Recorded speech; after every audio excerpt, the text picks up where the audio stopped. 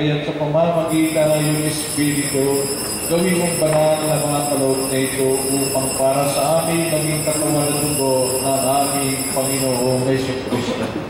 Bago niya pinag-isang pusang loob na maging handog, hinawakan niya ang pinapay, pinasalamatan kanyang pinaghati-hati niya iyon. Iniabot sa kanyang mga alagad at sinabi, tanggapin ninyong lahat ito at kanin. Ito ang aking katawan na ihahandog para sa inyo.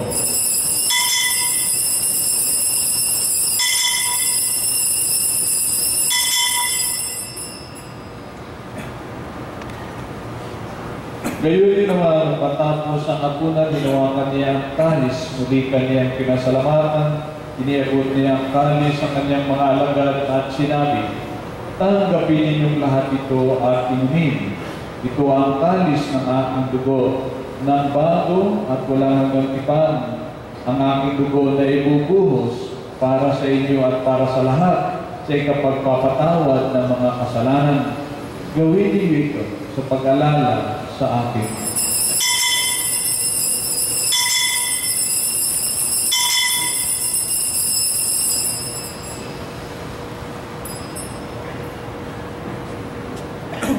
Ipagpuni natin ang misteryo ng pananampalataya.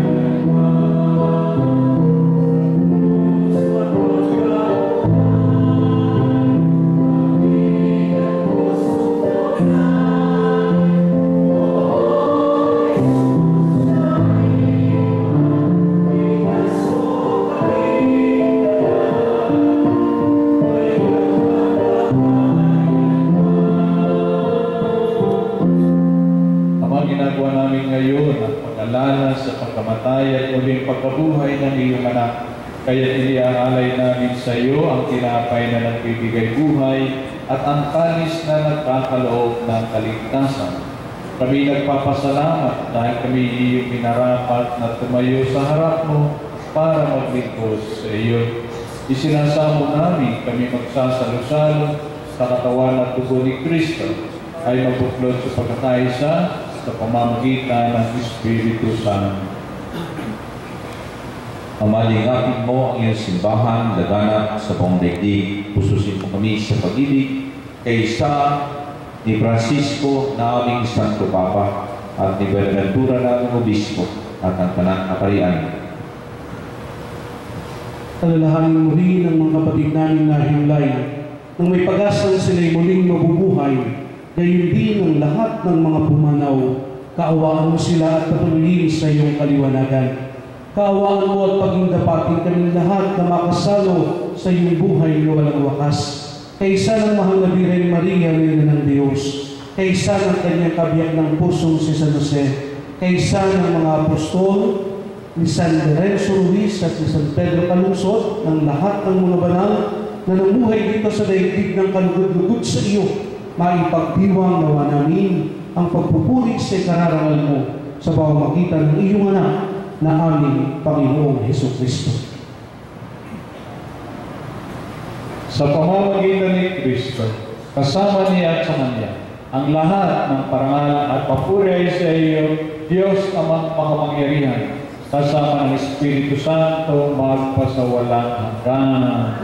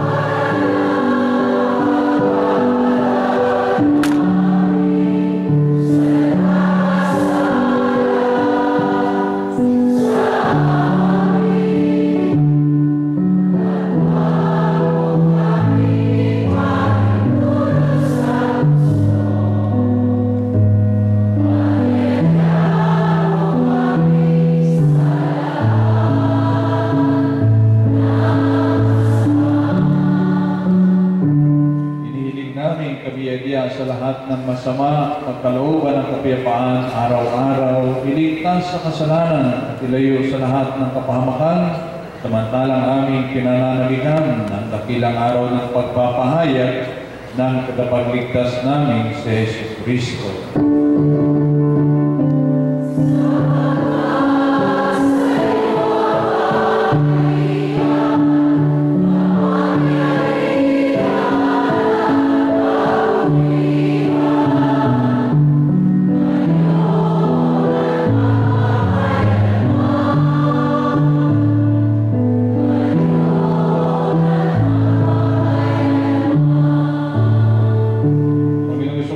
Sinabi mo sa iyong mga apostol, kapayapaan ang iniiwan ko sa inyo. Ang aking kapayapaan ang ibinibigay ko sa inyo. Tunghayan mo ang aming pananampalataya at huwag ang aming mga pagkakasala. Pagkalooban mo kami ng kapayapaan at pagkakaisa ayon sa iyong kalooban, kasama ng Espiritu Santo magpasawalang hanggan. Ang kapayapaan ng Panginoon ay laging sumainyo. Kaya tayo ng kapayapaan sa isa't isa.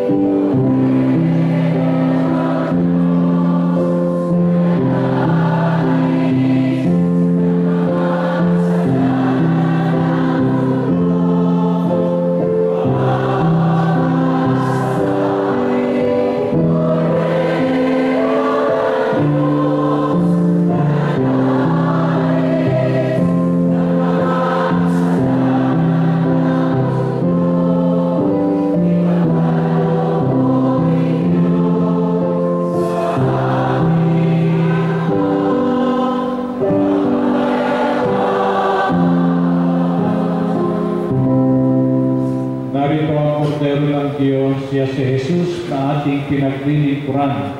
Siya na nag-aalis ng mga kasalanan ng sanlibutan. Mapapalad ng mga tinatawag sa kanyang piging.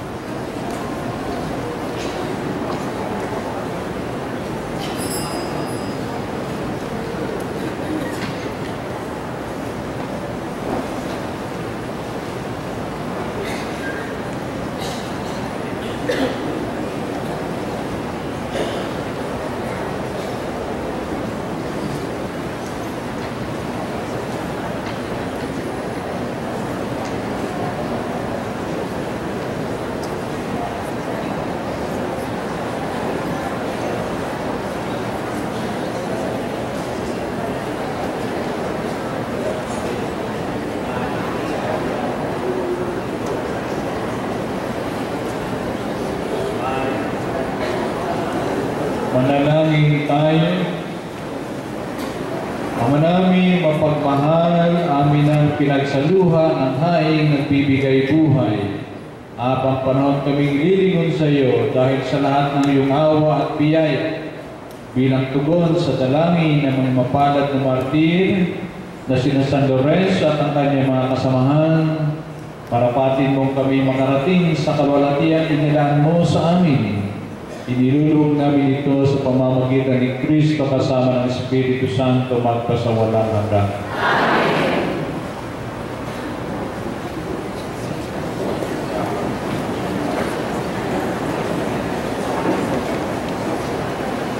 Nabanggit ng ating mahal na obispo na ang pagdiriwang ngayon ay nakakatawag ng pansin kasi attendance ng mga katikista ay parang dumami. Siguro dahil na rin sa lugar sapagkat malaki yung lugar natin kaysa yung mga nakaraang taon ng ating pagtitipon tuwing Catechetical Day na hindi tayo magkasya sa isang basketball court sa Monte Vista Resort. Pangalawa, ang bilang ng mga katekista ng 1st at 2nd District ay 2/3 ng populasyon na kabuuan bilang ng mga katekista sa ating diocese. Natural na ang mga katekista ng 1st at 2nd District ay sadya naman talagang dadalo. Mahirap na siguro kung hindi kayo dadalo at napakalapit nyo pa. At pangalawa, ang 3rd at 4th District mukhang nainganyo rin sa pagdalo ngayong umagang ito. Bakit? Sapagkat kakaiba ang pangitain nasa syudad kayo. Diba?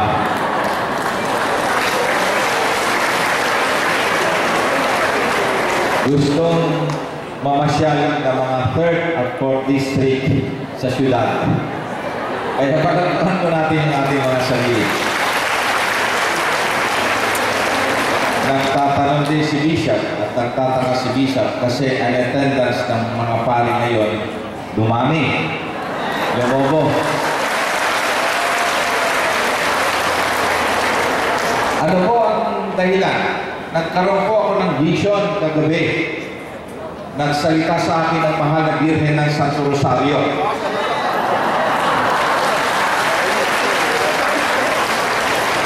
Nandito po si Father Saldon.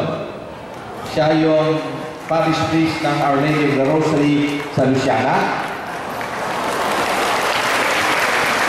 At nandito ho si Father Tom na host ngayon, same name title, Our Lady of the Rosary, na magpiesta sa October 19, si Father Saldon naman October 9. Ang vision siguro, ganun din ang vision ng mga pare na i-advance ngayon ang stipend nila.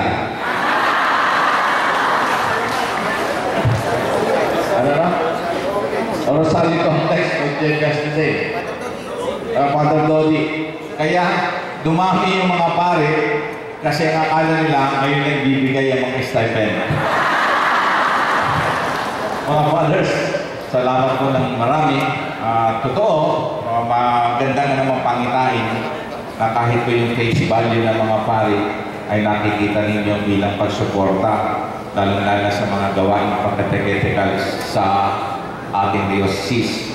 May hirap ka naman kung nagsosolo lamang yung pinakapunong katekista ng ating diocese, ang ating obispo ang siya lamang magbibigay ng suporta. Pero Bishop, kinakailangan po namin talaga ang suporta.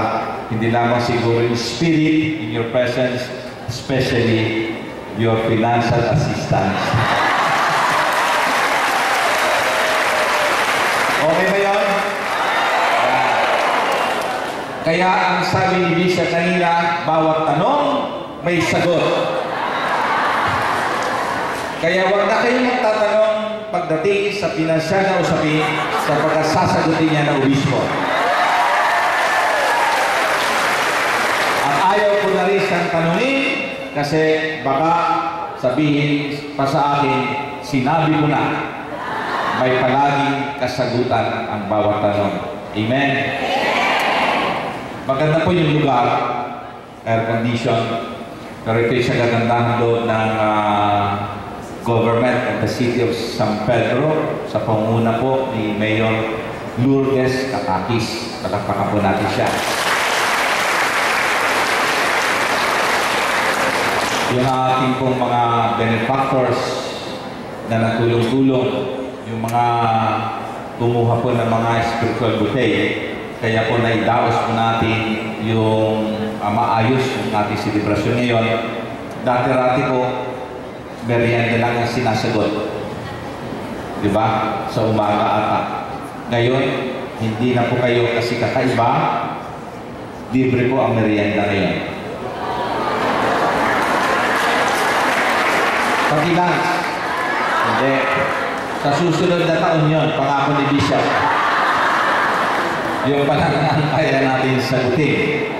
At sabi nga namin, kahit man sa loob ng lamang ng isang taon, ay mabigyan man lamang kayo ng simple little token na nanggagaling po sa Diocesan Catechetical Commission.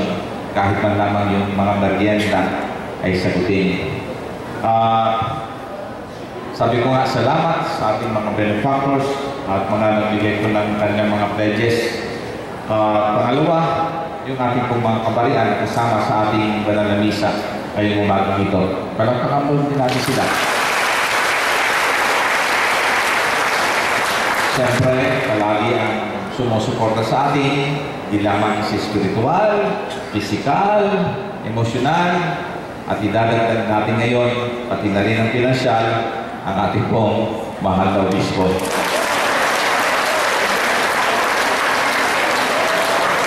Inyong pong araw ito, sana sa inyong pagsasaya, huwag ninyong kakalimutan yung malaking paghamon ng ating pong obispo. At lalong-lalo na sa panahon ito ng mga laiko, at ang tema na banggit na kanina, pinag-usapan, pinaliwanag ni Sister Sofia, yung ano ba yung tema ngayong umagang ito? Katekista, banal at bayani. Hindi lang B.O.B.O. ha? O baka mamaya mauwihan sa B.O.B.O. At lalong-lalo na yung mga kasama ko pong madre sa Catechetical Commission. Sisters, tumayo po kayo para po kayo na-recognize. At ang aking din mga kasama sa Catechetical Commission, mga parit na naglilingkod sa iba't ibang distrito, pakitayo nga po para kayo na-recognize din. Palagi ninyo silang hahanapin sa mga district meeting ninyo. At kayo, sabi ko nga, araw ninyo ito, kayo'y gracious na kayo'y nagkaloob ng sarili ninyo, lalo-lalo sa gawain pagkatekal ng ating diocese. Hindi po natin makakaya gawain pagkatekal nito kung hindi po kayo at hindi kayo nagbigay ng inyong sarili, panahon, lakas, at yung iba, sabi nga ng obispo kanina, nawawala na ng lakas physical, pero nandun pa rin kayo. Kaya palampakan po natin ang ating mga sarili. At higit sa lahat ng ating Panginoon na hindi kailanman nagpapabaya. Magantay yung sinabi ng ating obispo. May tanong ng tao, sinasagot ng Diyos. May tanong ng mga katekista, sasagutin ng isa. Tumayo ba lahat? Maraming salamat po.